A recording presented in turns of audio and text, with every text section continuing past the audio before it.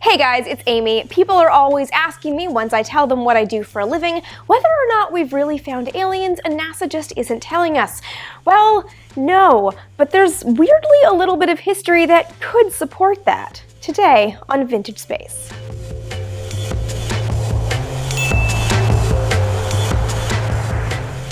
So the report that kind of touches on this is the so-called Brookings Report. It was prepared for NASA in 1959 by the Brookings Institution, which is a non-profit public policy organization that has existed for more than a century at this point.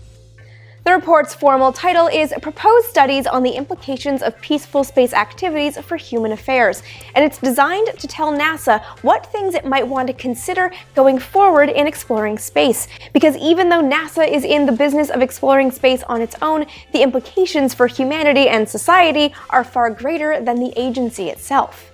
The motivation behind the report is to try to anticipate what kinds of spin-offs or fallouts from space activity might be really important for lawmakers and policymakers to consider in the wake of space exploration. It considers a number of different technologies, including satellite communications, weather predicting systems, and general technological spin-offs from space exploration. And it considers things like what might happen if the Cold War turns into an economic war as opposed to a technological one.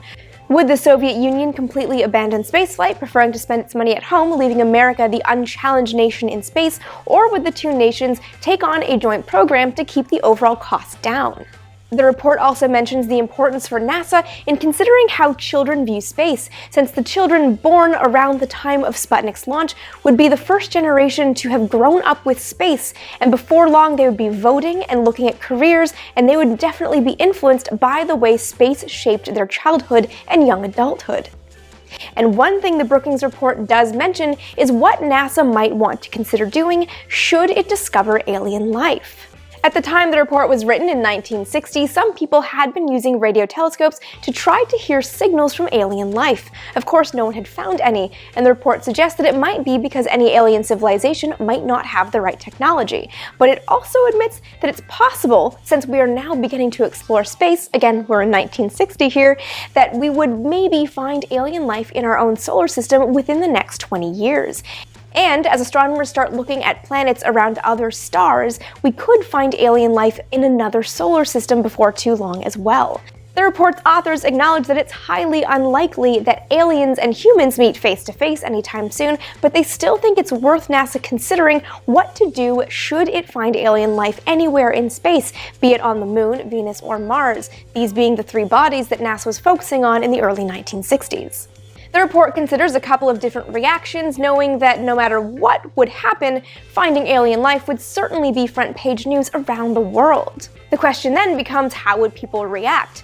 The report says it's possible that finding alien life might actually unite men because there would be a new common enemy. We would be one race of humans against an alien nation. Whether or not they were hostile towards us, it would still be an us versus them type of scenario.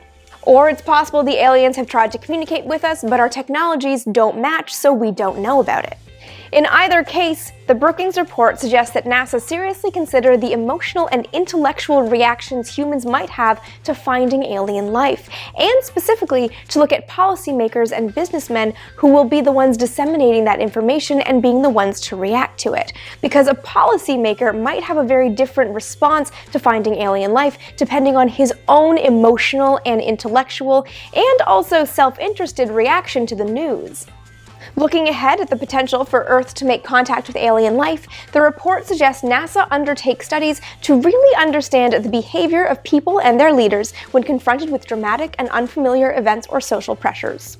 The analogy, and the closest we have to this kind of scenario, would be uncontacted tribes suddenly faced with civilization that they've never experienced. Some will adapt to it and some will fight against it. It's important to know how people react to these kinds of situations should we find aliens. And of course, the report finally says it's ultimately up to NASA, the government, and policymakers to decide how to tell people, the general public, this information about alien life, or whether it chooses not to tell people about aliens at all. So this might be in an old 1960s report urging NASA to think about the way we might react to news of alien life, but sorry conspiracy theorists, it doesn't mean the government has found aliens and isn't telling us. It's just really logical thinking about the way humans react to stressful news in the 1960s, because there was a lot of weird stuff going on in the 1960s. It's worth thinking about the emotional response of the populations. There's a lot more really interesting stuff in the Brookings report about how humans might react to news of spaceflight and space travel, and I've got all that in a new blog post over on Vintage Space. Be sure to check that out if you're curious. I've got the link in the description below. So this is a bit of a weird one, but I'm kind of curious to hear your guys' thoughts. If we were to find alien life, would you prefer nobody tell the general public until we know that it's confirmed and that they're not trying to enslave humanity? Or would you want to know the instant we find something that might be a signal from aliens? Let me know your thoughts in the comments below, and of course any other thoughts you have about this report after reading the blog post and topics you would like to see covered in future episodes. Be sure to follow me on Twitter and on Instagram for daily Vintage Space content, and with new videos going up every single week, be sure to subscribe right here and turn on that bell notification so you never miss an episode.